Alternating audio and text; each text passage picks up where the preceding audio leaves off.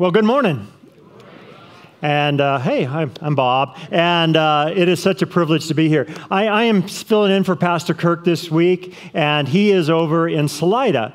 And I know he's talked about this before, but he is our regional overseer, and they have a new pastor, husband and wife team that are taking over the Salida Vineyard, and so he's there just blessing them. And so he asked me last week if I could fill in, and I said very nervously, yes. So let's just pray that God will move today. And I'm really excited about this passage. One of the main reasons I'm excited about it, we're going through the Gospel of John. And the first 11 chapters focus on 33 years of Jesus' life. But the last 12 chapters focuses on his last week of life. And so this is the last public miracle that Jesus does. And then the next 12 weeks that we're going to be spending is all on Jesus' ministry with his disciples, the cross, and the resurrection. And so I'm really excited about that. One of the tools that we have here at Canyon View is a devotion book. And it's a really great way because it goes through the entire Gospel of John, and it allows you to read, take notes. And one of the most discouraging things about being a pastor is that the moment you walk out of this room, you have forgotten 75% of what I just spent all week working on. And by Tuesday, you have forgotten 90%. And by next week, you're like, who taught last week? So a great way to stay in is to take notes during the message because God speaks through his word. Amen? One of the things that not only do I just get to fill in occasionally for Pastor Kirk, but I am the outreach pastor here, and I've been on staff for 14 years, and I've been part of this church for 22 years. And one of the things that I do is I oversee the outdoor churches. Right now in Grand Junction, we have numerous different vineyards that have came from Canyon View. Like right now, we have an awesome church on the Redlands. We have a downtown church. When I say an awesome church, that makes it sound like the downtown church isn't. We have an awesome church at downtown. We have an awesome church out in Orchard Mesa. We have a great church out at the Atrium. We do an outdoor church out in Clifton. And starting next Sunday, we are planting a brand new church. And we are so excited about it. We are planting a church out in Riverside, and it is a great community. It's one of our oldest communities there. It has 110 homes there. It is a very bilingual community, so we'll be doing a bilingual service. And just really inviting people to come out and help us. We're going to be doing barbecues and just to get to know our neighbors and setting up. And so if you'd like to be part of that, a lot of people always ask me, Pastor Bob, you always tell these crazy stories of deliverances and healings and all this. And you're like, oh, I'd love to be part of that. You get a chance next week. Come out and be part of that. We'd love for it. It's at noon. It goes to about 1. And so come to the early service and come help us. If you want more information, we have a sign-up desk. But let's get into the Word. If you have your Bible, I ask you to open it up. And we are in John chapter 11. If you don't have it, we have the scriptures on the screen. So the reason John was written, it's the only gospel that tells us why it is written. And this is in John 20, it's at the very end. And John writes these things. He says, but these are written that you may believe. See, the sole purpose of John's writing is that you would believe that Jesus is God. Jesus is the Son of God, and in him is the only way that you can have life. And so he says, these are written that you may believe that Jesus is the Messiah, the Son of God, and that by believing that you may have life in his name. It's interesting that word believe is written over 97 times in the Gospel of John. And today, in our passage, it's going to be mentioned 8 times. And so where we're at right now in the timeline of Jesus is that Pastor Bob taught 2 weeks ago, and that happened in the fall. Jesus is crucified in the spring, and so we are sometime a few weeks before Jesus' crucifixion. And one of the things I left off, I taught a couple weeks ago, and I was telling you about my daughter, Olivia, who's 22. And Olivia had to go to the hospital. Her leg was swollen. She was in all this pain. And when they went to the hospital, they discovered multiple blood clots in her leg and in her lungs. And I got a call from my wife like at midnight, and they said they're keeping her. And this is really serious. And they used the word death. And so as a dad, you get off the phone with your wife, and you're supposed to teach the next morning. And it was one of those nights you don't really sleep. It's, oh God, and turning on worship music, and I need you. And so when I went and visited my daughter, I'm in the hospital, and everybody in the church is so kind, and they're praying, and there's so many encouraging notes. And I'm sitting there, my daughter's resting, and there's a heart rate monitor that's going. And I'm just staring at the heart rate monitor and what a heart rate should be and how it's supposed to be healthy. And then it brought me back to a memory on August 25th, 25 years ago. Of the birth of our first son. We're in the hospital and so excited about having a child and not knowing what we're doing, and gone through the Lamaze class. Any of you dads go through the Lamaze class, you realize you're only there for the ride. They teach you all these techniques, like breathe, breathe, breathe. Within an hour of it, my wife's squeezing my hand, just shut up. I'm like, everything I've learned, you don't need me. And so, my wife is now dilated to about 9, and what they do is that they put the monitor across her stomach to measure the baby's heart rate. And a good, healthy baby at this stage should be about 90 beats per minute. And so as my son is traveling down, what they don't know is the umbilical cord is wrapped around my son's neck. And so the more he goes through the birth canal, it's choking him to death. And so the heart rate, as he's supposed to be going through the birth canal, should be increasing. But it's actually decreasing. And so now the heart rate monitor is now at 60 beats per minute. And it should be in the 110 to 120 range. And the midwife that's supposed to be delivering the baby has this look, this is bigger than what I can do. And so she runs and grabs an OB. So a doctor comes in, and he's looking at this, and he's talking to my wife. Now, my wife is totally oblivious to what's happening because she's focusing on this birth thing. But I'm listening. And you can tell by people's eyes, without saying anything, that this is serious. And so all of a sudden, it drops from 60 down to 45. And when it drops down to 45, one of the nurses runs out of the room and comes back with another doctor. And they are discussing among themselves as my wife is, going through the coaching, and I'm not helping. I'm just kind of listening and absolutely terrified.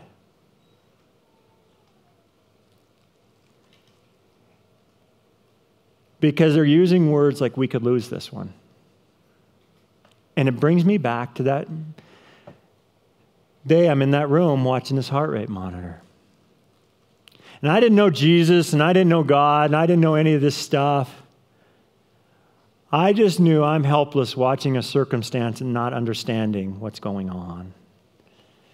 And so the heart rate now is dropping down to 30. And now they're telling my wife not to push, and they are getting ready to remove the baby right then, cut her open in the delivery room. And they're making the decision, do we pull the baby out of the birth canal and do emergency C-section, and there's a risk with that, or do we pull the baby out? And the one doctor said to the other doctor, in the midst of this chaos, and the nurses are jumping and doing all the nurse kind of stuff, and I am just observing, absolutely lost between this reality, this circumstance that's happening. And I just remember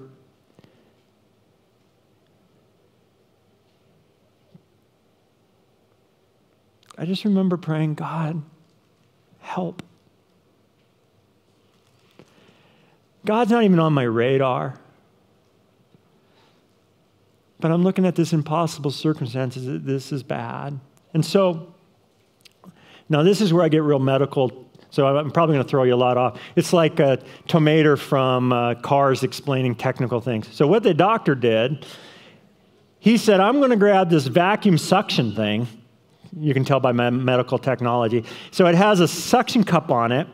And I'm going to put it on that baby's head because it's starting to crown. And I'm just going to suck it on and pull the baby out. Hopefully I pull the baby out without doing a lot of damage to him. And the other doctor is like, are you sure? And I'm like, that's the kind of confidence you want to have. And so, I'm trying to talk to my wife, and then all of a sudden they pull my son out.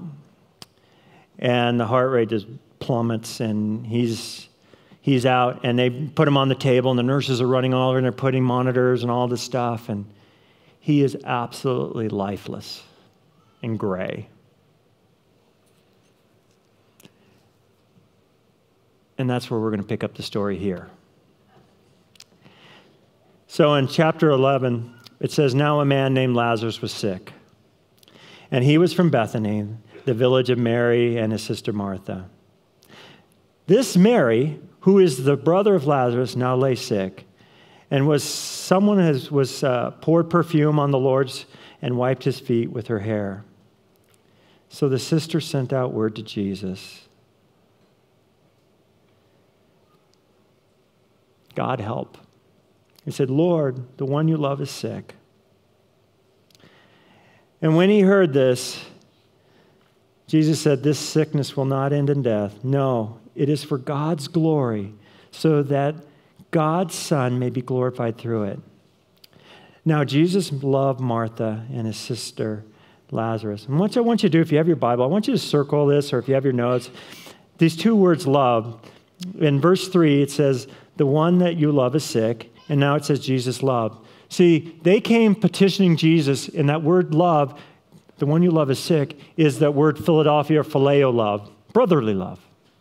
You know, the guy you love, your brother, and Jesus loves the sisters and Lazarus in agape love, a sacrificial, godly love. And what I love about this story is that they come to Jesus with a petition that says, you know the one that you love. See, I'll be honest, when I'm sitting in that room with my daughter looking at that heart rate monitor, can I just, one of the things you always want to hear from a pastor, can I just be honest with you? Is that this was my prayer in this time with my daughter in there is, Lord, what's going on? Have I not left everything for you? Has not my daughter gone through enough, and she wants to become, and she's wanting to be a full-time missionary? And so I was petitioning God with my works. Instead of petitioning God with his character. See, it's easy to listen to a pastor that preaches from a mountaintop. You know what you need to do. But there's something about hearing somebody who talks from the valley. And I know the right answers, but you don't know what's into you until you get squeezed. And I didn't say this to my wife. I'm just saying this is just between me and the Lord as I'm watching this heartbeat monitor.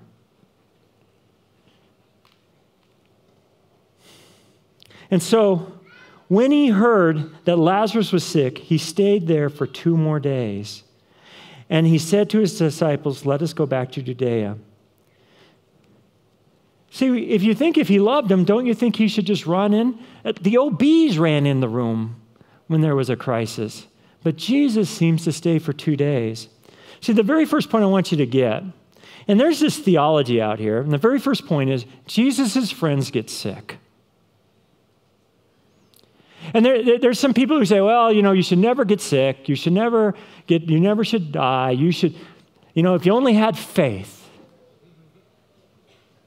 There is no evidence that this Lazarus had a outrageous sin in his life. He's walking with Jesus.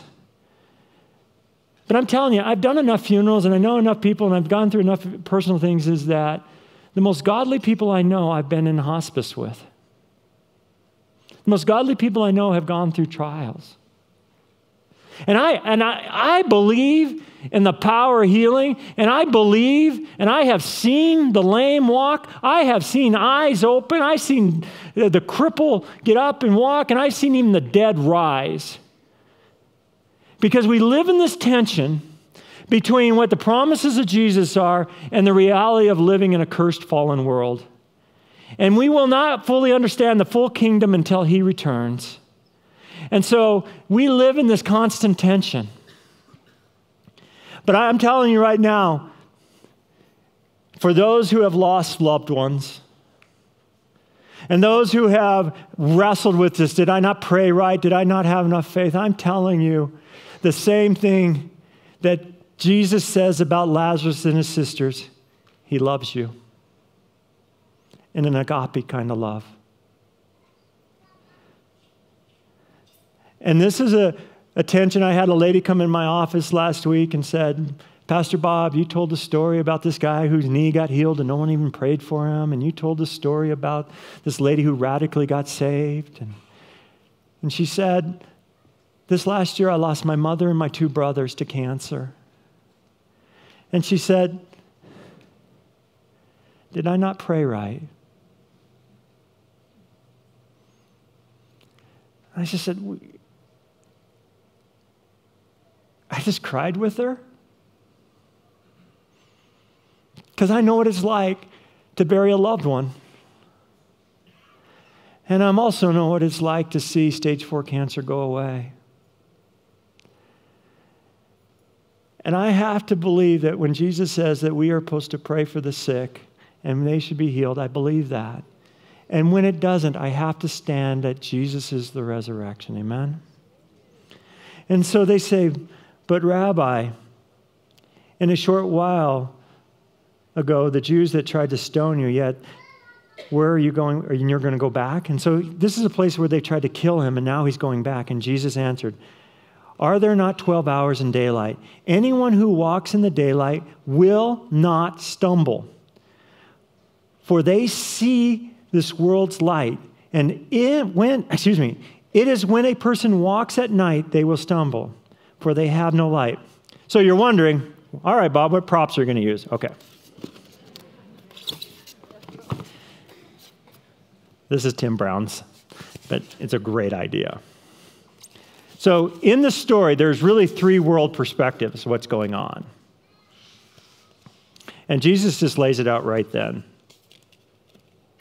So in the past, we've been using the 3 chairs, and today we're going to be using how we see things. See, the first one is Jesus says, those who walk at night will stumble, for they do not have the light. They are blinded. And so they view every circumstance that goes by is what I would call karma theology. So if things are going good, then God must like me. If things are going bad, then God must be mad at me. Right?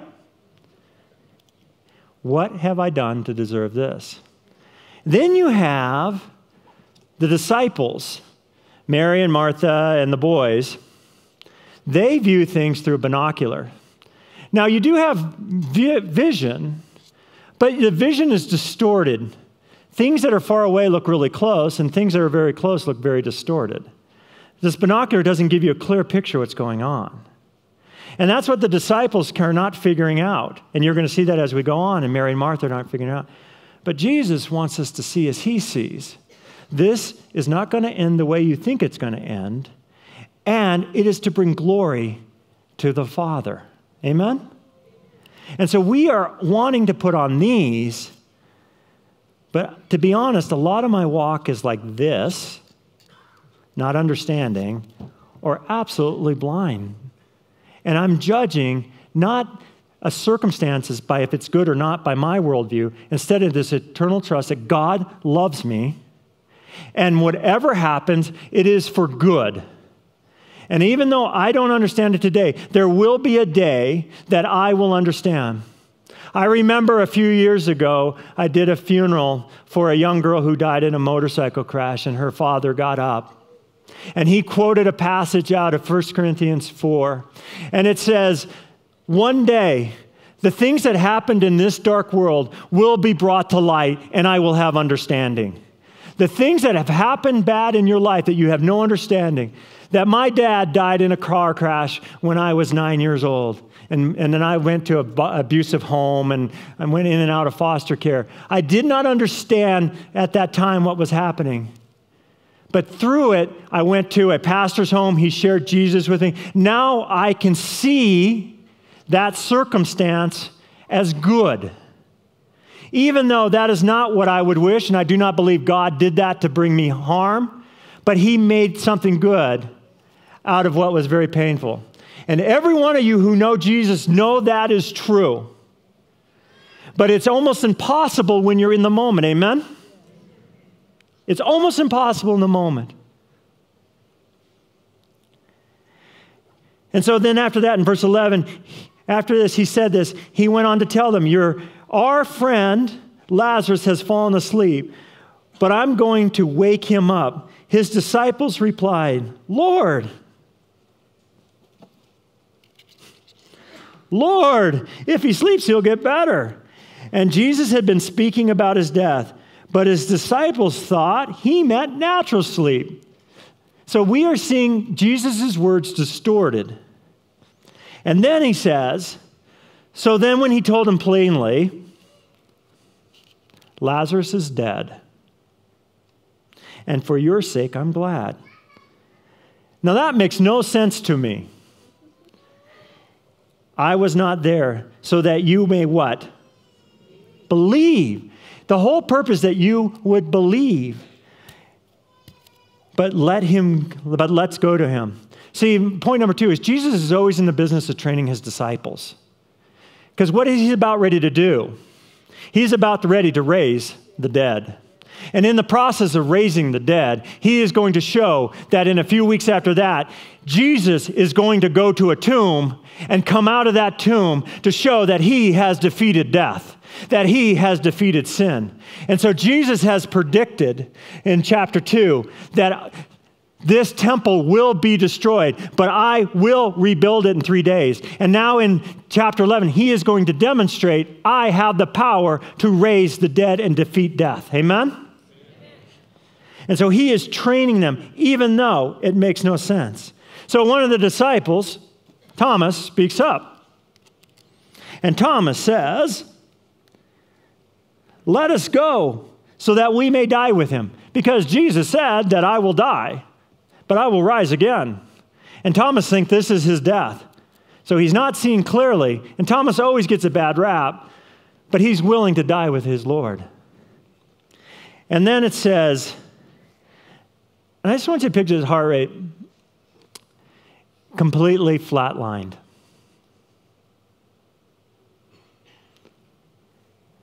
Is that when this thing goes flatlined, it has a picture in our mind, doesn't it?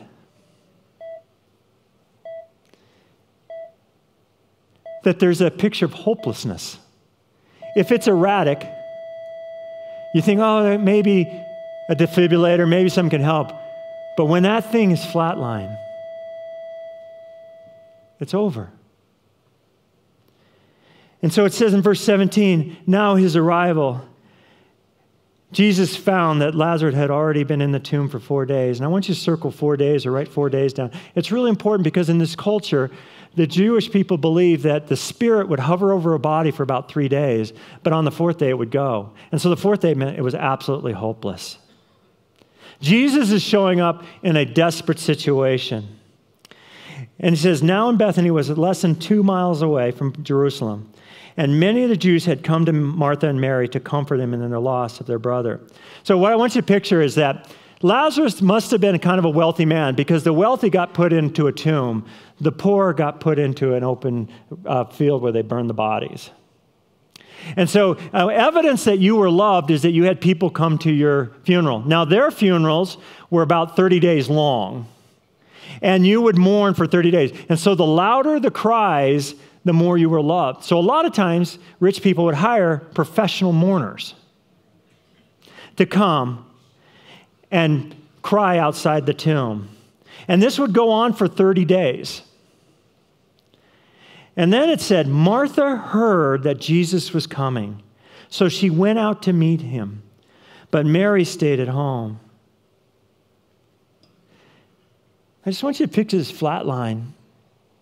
And you have been waiting and waiting for Jesus to come.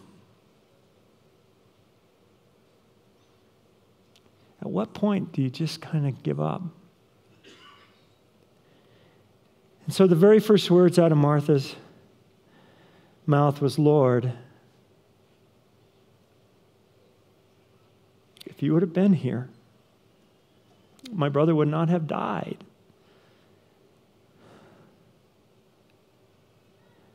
I am so glad that this is in the passage.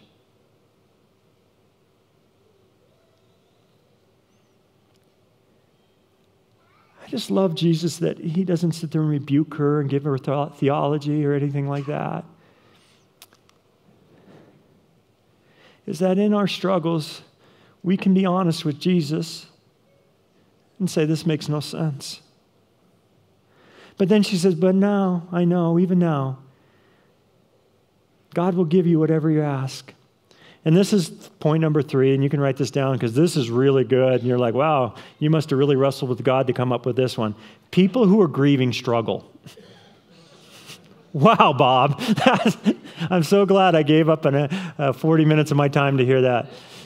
But I think what happens is that somehow we judge people in their grief, and when they say things about their disappointment, we think, did they really believe? One of the things that 10 years ago, Mother Teresa passed away, and her letters got published. And she asked for her letters never to be published, and these were her own personal journals. And in that, she wrote things like, she was in Calcutta, and she was among the poor, and she saw the dying all the time. She had a home that was called the dying home, that every person deserves to die in dignity. And every day she would see people die. She went and comforted the lepers. She's in the middle of a war between the Muslims and the Hindus. And she would write in these letters in her own journal. She'd say, God, where are you? How much more suffering can there be? And she writes this, and this is in the Time magazine in 2009. She writes this to her very dear friend. Jesus has been is very special and loves you because his friend's going through his trials. But then she says, but as for me, the silence and the emptiness is so great that I look and I do not see.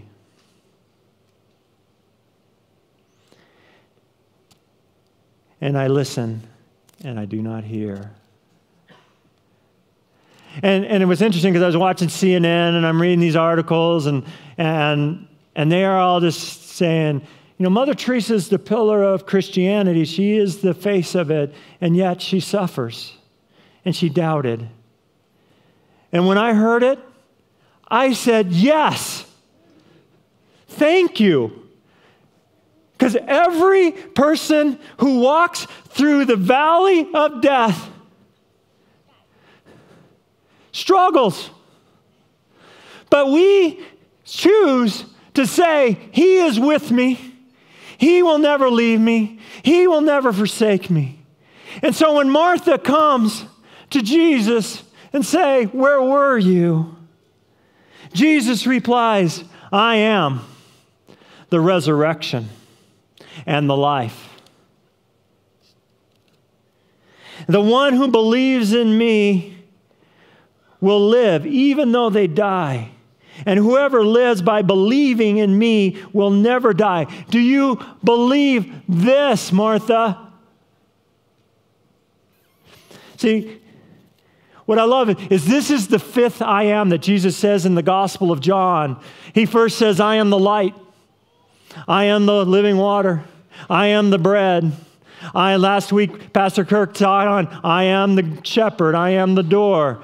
But this one, he now says, I am the resurrection. See, what's so interesting is that Jesus is the I am, the great I am, and whatever you need. So when you are thirsty, He is the water. When you are in a famine, He is the bread. When you are wandering, He is the good shepherd. When you are in captivity, He is the door. And when you are facing a flat line, He is the resurrection. And see what the problem is we view resurrection as an event.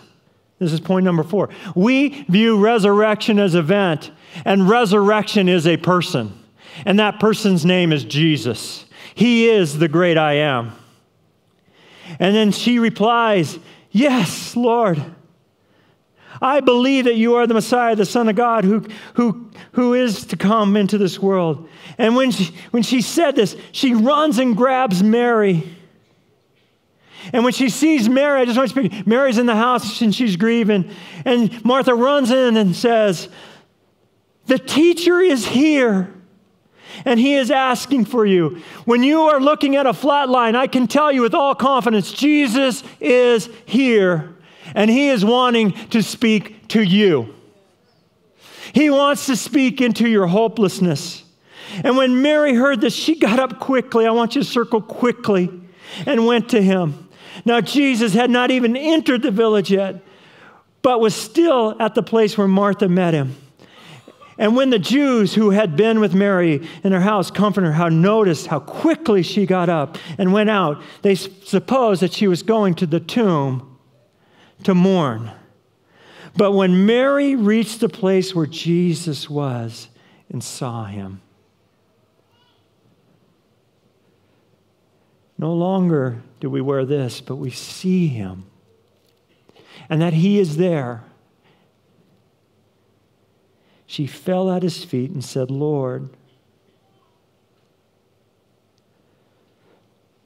I'm so thankful, God. Doesn't get mad at me when I just don't see things as I should.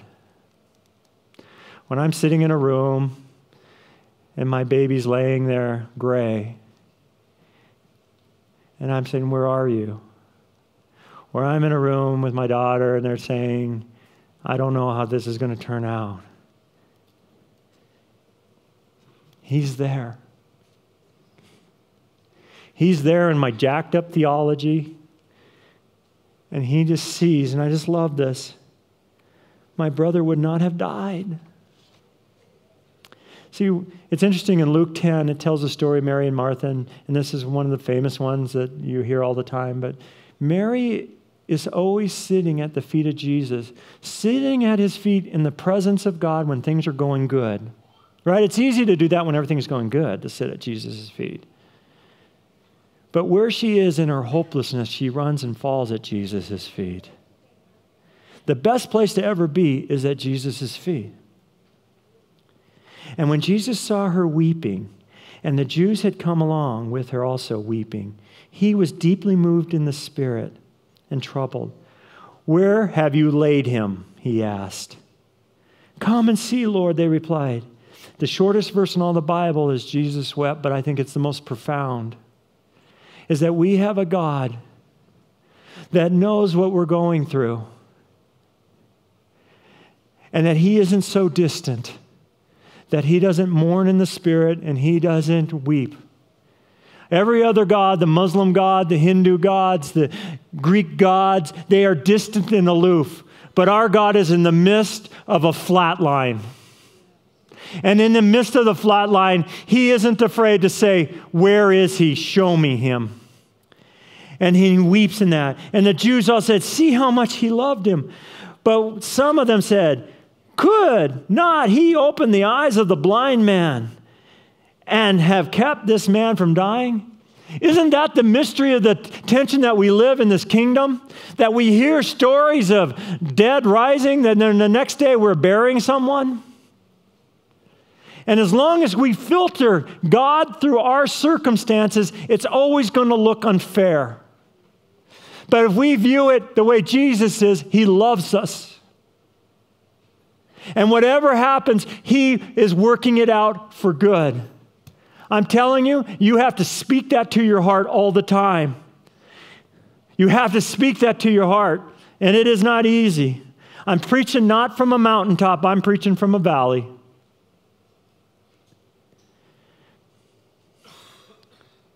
And then Jesus, once more, deeply moved, came to the tomb, and it was a cave with a stone that lay across the entrance. And he says, take away the stone. See, we have a flat line. The Jewish culture, theirs was a stone. And everything represented death in this. See, what would happen is they would put the body in there right away because they lived in a dry, arid culture, and they would wrap the body up with fragrances, and they would put them in, and because the body would immediately decompose. And so after a year of being in this tomb, they would roll away the stone because all the flesh was gone, and then they would take the bones and they would put them in a grave box, which was made out of stone, and then they would put them with the other ancestors. And so what Jesus was asking them to do is move the stone to your deepest hurt. Move the stone to your flat line. Move the stone, and I'm going to show you that I am the resurrection. And I just think, and then I love how they say, but Lord, it's been a long time. And I love the King James Version. It says, and he stinketh much. Isn't that true? Is that when Jesus is asking you to get to our deepest hurt, our woundedness and our offenses and all that stuff, to pull that stone away, it stinks much. You're not proud of yourself. When I look back at my life and some of the things, and people say, oh, I can't believe you shared that, Bob, or, the only way that I can have a resurrection is that I got to move the stone and allow Jesus into that situation. And so Jesus said, did I not tell you, if you what? I want you to say, if you what? Believe. See, this book is written so you would believe that you will see the glory of God. And so they took away the stone, and Jesus looked up and said, Father, I thank you that you have heard me. I know that you always hear me. But I said this for the benefit of the people standing here, so that they may what? Believe that you sent me. Jesus is wanting to reveal his glory so that people will believe. I'd like to invite the worship team up here now. And when he said this, Jesus called out with a loud voice. See, this is the last of the great miracles. If there was a top 10 of all the great miracles, the healings, the deliverances, the feeding of the 5,000, this is number one. This is it. This would make Casey Kasem's, now I'm totally dating myself. This would make Casey Kasem's number one song. Calling Lazarus forth in front of everybody. And he says in a loud voice with all authority, Lazarus, come out. And the reason that he has to call him by name is because I believe if he said just come out, all the dead people are rising. Because that's the power that Jesus' command. He spoke everything into existence. And the dead man came out. Can you picture that? That tomb is rolled away and a mummy is walking out. And his hands wrapped in linen and cloth in his face. And then Jesus says, take off those clothes and let him go. Be loosened. In verse 35, therefore many of the Jews who came to visit Mary had seen what Jesus did, and they believed in him. Every one of our stories, my friends, We were once dead behind a tomb, and we are a walking Lazarus. When we tell our testimony, we tell what he's done. Every one of us has sin that we have been wrapped around and we have shamed and we've tried to cover it up. And he's saying, take it off and let it be a testimony to the world so that they may believe that Jesus is the Messiah, the Son of God, and in believing you may live. Do you believe this? This is a good time to say yes. See, what I love is that Jesus, I just want to picture, he's standing in front of the tomb. Life, I am the life. This is death. And he says, come forth. See, the last thing that Jesus has victory over, Paul says in 1 Corinthians, is death is the final enemy. And then in Revelation 1, it's a picture that John, the guy who writes this book, is taken to heaven. And he's in heaven, and he gets to see the risen Lord, which is a promise for everyone who's put their faith in Jesus. He gets to see the risen Lord, and when he sees the slain lamb, he falls to the ground like a dead man. And Jesus puts his hands on his shoulders and says, do not be afraid. I am the living one. I once was dead, but now look, I am alive forever and ever. And I hold the keys of hell and death. The best place to be, friends, the very best place to be is like Mary at the feet of Jesus. And I don't know where you're at today. I don't know if you are hiding behind a tomb, or I don't know if you're in a great place. But as we stand and we worship this last song, it's the song I sang that night when I got the report that my daughter might not live. Jesus, we love you. And I want to see this circumstance the way you see it. So let's stand and let's worship.